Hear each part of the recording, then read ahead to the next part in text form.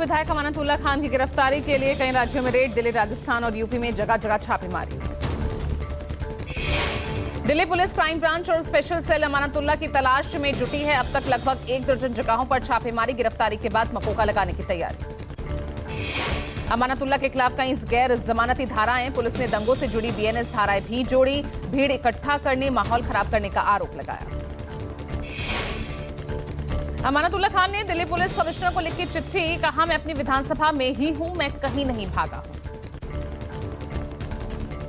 अमानतुल्लाह ने कहा, दिल्ली पुलिस के कुछ लोग मुझे झूठे मुकदमे में फंसा रहे हैं। दिल्ली पुलिस जिस व्यक्ति को गिरफ्तार करने आई थी उसकी बेल हो रखी है। अमानतुल्लाह खान पर लगे आरोपों पर दिल्ली बीजेपी अध्यक्ष वीरेंद्र सचदेवा बोले, अमानतुल्लाह आपराधिक चरित्र के आदमी हैं। पहले भी उन पर कई मुकदमे चले हैं। आपराधिक चरित्र के आदमी हैं, पहले भी उन पर कई मुकदमे चल रहे हैं, जहां बार बार वो कानून के साथ खेलने की कोशिश करते हैं। लेकिन इस बार ये उनको महंगा पड़ने वाला है, क्योंकि जिस तरह का कृत्य उन्होंने किया कि हत्या के आरोपी को, जिसको कोर्ट का ऑर्डर है गिरफ्तार करने का, उसको बचाने की कोशिश उन्होंने की है। कानून अपना काम करेगा। अमानतुल्लाह खान। वीरेंद्र सचदेवा ने कहा, इस बार उन्हें ये महंगा पड़ने वाला है। कानून अपना काम करेगा, लेकिन ऐसे लोगों को कानून सख्त से सख्त सजा दे। दिल्ली में सीएम फेस और नई सरकार के गठन को लेकर बीजेपी में हलचल तेज। कल नड्डा और शाह की करीब संसद भवन में 1 घंटा बैठक हुई। इस बीच नए विधायकों से 1 to 1 मिल रहे हैं वरिष्ठ नेता। पीएम के विदेश दौरे से लौटने के बाद सीएम फेस पर फैसला संभव। बीजेपी सांसद योगेंद्र चंदोलिया ने कहा, केजरीवाल और उनकी पार्टी का अस्तित्व खतरे में नजर आ रहा है। ऐसा लग रहा अब पंजाब से भी उनकी सरकार जाने वाली है। दिल्ली विधानसभा की चुनाव की हार और खुद विधानसभा का सदस्य ना चुना जाना, उनके लिए उनकी पार्टी का अस्तित्व खतरे में नजर आ रहा है। पंजाब में उनकी चुनी हुई सरकार है, जाने वाली है। बीजेपी विधायक दुष्यंत कुमार गौतम ने कहा, आपने अब तक जनता को धोखा दिया, अब बहुत जल्द जनता उन्हें धक्का देने वाली है। वाजिब है कि उनकी झूठ का पर्दाफाश हो गया है।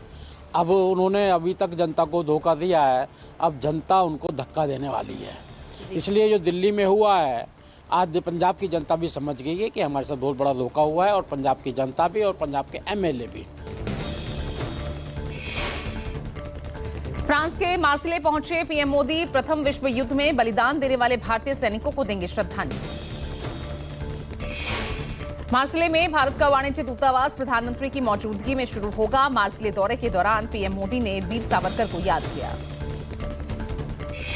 पीएम मोदी ने मार्सिले पहुंचने के बाद एक्स पर लिखा, भारत की आजादी की चाह में इस शहर का खास महत्व। यहीं पर महान वीर सावरकर ने साहसी पलायन की कोशिश की। मार्सिले में प्रस्तावित कार्यक्रमों के बाद प्रधानमंत्री मोदी अमेरिका के लिए होंगे रवाना। वॉशिंगटन डीसी के लिए रवाना होंगे पीएम मोदी। पीएम मोदी के फ्रांस के मार्सिले यात्रा पर संजय राउत ने कहा, अगर पीएम मार्सिले में वीर सावरकर को याद करते हैं, इसमें कुछ गलत नहीं। सावरकर जी के ऊपर सवाल उठाना ठीक नहीं है। अगर प्रधानमंत्री जी वहां गए हैं, उस स्थान पर अगर प्रधानमंत्री वहां जाते हैं, उनको याद करते हैं, उसमें कोई गलत नहीं। हम सब के लिए वो गर्व की बात है। पीएम मोदी फ्रांस दौरे के बाद आज अमेरिका जाएंगे। इस दौरान राष्ट्रपति डोनाल्ड ट्रंप से मुलाकात करेंगे पीएम। ट्रंप के साथ करेंगे द्विपक्षीय वार्ता। पीएम मोदी अमेरिकी बिजनेस लीडर्स और भारतीय समुदाय के सदस्यों से भी मिलेंगे और साथ ही डिपोर्टेशन, टैरिफ समेत कई मुद्दों पर होगी बातचीत। पीएम का यह दौरा ऐसे वक्त में हो रहा जब अमेरिका ने हाल ही में 104 अवैध भारतीय प्रवासियों को डिपोर्ट किया।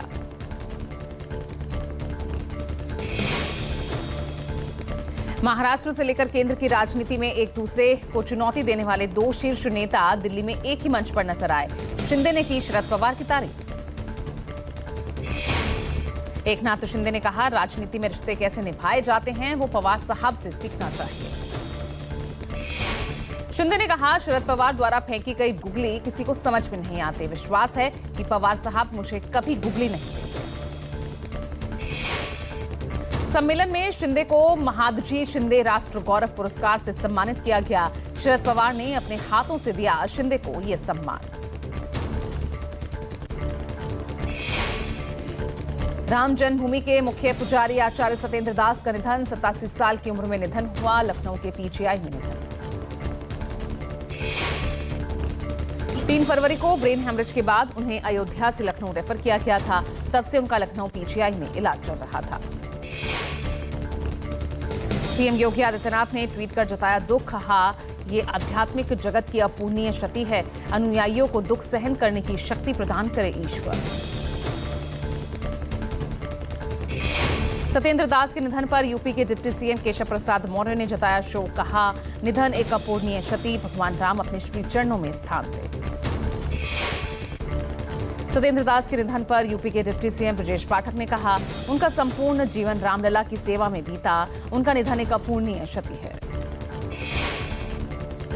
राम जन्मभूमि मंदिर के मुख्य पुजारी आचार्य सत्येंद्र दास के निधन पर फैजाबाद से सपा सांसद अवधेश प्रसाद ने जताया दुख, कहा वो काफी दिनों से बीमार थे, उनकी आत्मा को अपने चरणों में स्थान दे ईश्वर।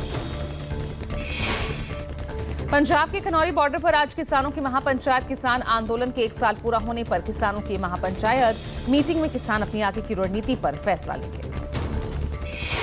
हरियाणा पंजाब बॉर्डर पर धरना दे रहे किसानों के आंदोलन के 365 दिन पूरे हो गए और साथ ही किसान नेता जगजीत सिंह टल्लेवाल 76 दिनों से भूख हड़ताल पर हैं। इंडिया स्कॉट लेटेंट में विवादित टिप्पणी मामले में पुलिस का एक्शन जारी है। आशीष चंचलानी के बाद आज रणवीर इलाहाबादिया का बयान दर्ज होगा। विवादित बयान देने वाले रणवीर इलाहाबादिया के मैनेजर से भी पुलिस ने बात की। पुलिस कभी भी रणवीर का बयान रिकॉर्ड करने के लिए बुला सकती है। मामले में बारी बारी सभी आरोपियों के स्टेटमेंट्स ले रही है पुलिस। इंडिया स्कॉट लेटेंट के मेकर समय रैना फिलहाल देश से बाहर हैं। पुलिस ने उनसे संपर्क भी किया। महाकुंभ में माघ पूर्णिमा पर अमृत स्नान जारी है। आज 2 करोड़ से ज्यादा श्रद्धालुओं के डुबकी लगाने का अनुमान है। मेला क्षेत्र में सुरक्षा के पुख्ता इंतजाम।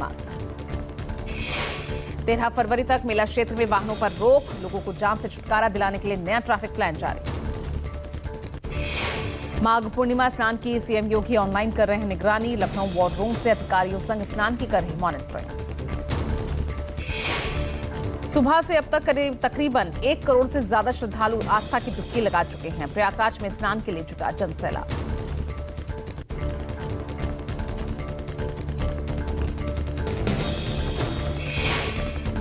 माघ पूर्णिमा पर प्रयागराज में भारी जनसैलाब, भीड़ के चलते नो व्हीकल जोन घोषित। बड़ी संख्या में प्रयागराज पहुंच रहे श्रद्धालु। सीएम योगी ने माघ पूर्णिमा के मौके पर प्रदेशवासियों को बधाई दी। कहा मां गंगा, यमुना, सरस्वती सभी के मनोरथ पूरी करें। प्रयागराज डीएम रविंद्र कुमार मंदार ने कहा माघी पूर्णिमा का स्नान कल रात से ही सुरक्षित तरीके से हो रहा, श्रद्धालु लगातार पहुंच रहे हैं। डीएम ने कहा 322 से ज्यादा सिविल अधिकारी, 9000 से ज्यादा सैनिक बल तैनात है। ट्रैफिक पुलिस भारी संख्या में तैनात। अफवाहों पर ध्यान न दें। कांग्रेस सांसद प्रमोद तिवारी ने महाकुंभ पर कहा सरकार को फूंक फूंक कर कदम रखने चाहिए। सरकार को इस समय जो लोग प्रयागराज में हैं वो कैसे बाहर जा सके, इसे प्राथमिकता देनी चाहिए। महाराष्ट्र के सोलापुर जिले के माहौल में भीषण सड़क हादसा, 3 गाड़ियां आपस में टकराई। सोलापुर सड़क हादसे में 3 लोगों की मौत, 15 लोग घायल। श्रद्धालुओं से भरी मिनी बस और दोपहिया वाहन में भीषण टक्कर। दिल्ली पुलिस के रेलवे यूनिट ने बच्चों की खरीद फरोख्त करने वाले चाइल्ड ट्रैफिकिंग गैंग का भंडाफोड़ किया। गैंग के 4 बदमाशों को पुलिस ने धर दबोचा, 2 बच्चों का रेस्क्यू किया। परीक्षा पर चर्चा कार्यक्रम में अभिनेत्री दीपिका पादुकोण ने छात्रों से बातचीत की। नींद से लेकर डिप्रेशन तक की बात की। छात्रों को सुनाए बचपन के किस्से। दीपिका पादुकोण ने कहा मैं बचपन से ही बहुत शरारती थी। फैशन, डांस और खेल को लेकर उत्साहित रहती थी। मेरे माता पिता ने मुझ पर अच्छे अंकों के लिए कभी दबाव नहीं बनाया।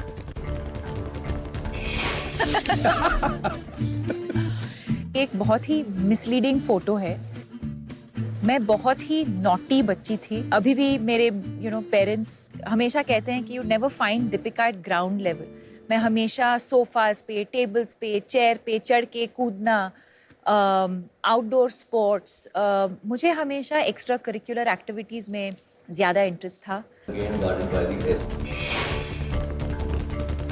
विक्की कास्केट ने बनाया एंटी स्मगलिंग डे। कहा नकली और सस्ते सामान को खरीदने से बचने के लिए देश की जनता को आगे आना होगा। मोदी सरकार के आने के बाद से स्मगलिंग की घटनाओं को रोकने में काफी काम हुआ है, जिसका परिणाम है कि आज हमारे देश की अर्थव्यवस्था को काफी फायदा हुआ है। गाजियाबाद में कबाड़ और लकड़ी के गोदाम में लगी आग। 9 से ज्यादा दमकल की गाड़ियां मौके पर पहुंचकर आग पर काबू पाया। सूचना मिलते ही साहिबाबाद फायर स्टेशन की टीम मौके पर पहुंची। घंटों मशक्कत के बाद आग पर काबू पाया गया। देर रात करीब 2 बजे कबाड़ और लकड़ी के गोदाम में आग लगी। घटना में कोई जनहानि नहीं, प्रशासन नुकसान का आकलन कर रहा। चैंपियंस ट्रॉफी से पहले भारतीय टीम को बड़ा झटका। तेज गेंदबाज जसप्रीत बुमराह टूर्नामेंट से बाहर। बुमराह की जगह हर्षित राणा टीम में शामिल। तीसरा जो अगला बदलाव, जायसवाल को भी टीम में जगह नहीं मिली है। यशस्वी की जगह वरुण चक्रवर्ती को जगह मिली। बीसीसीआई ने प्रेस रिलीज में जानकारी दी।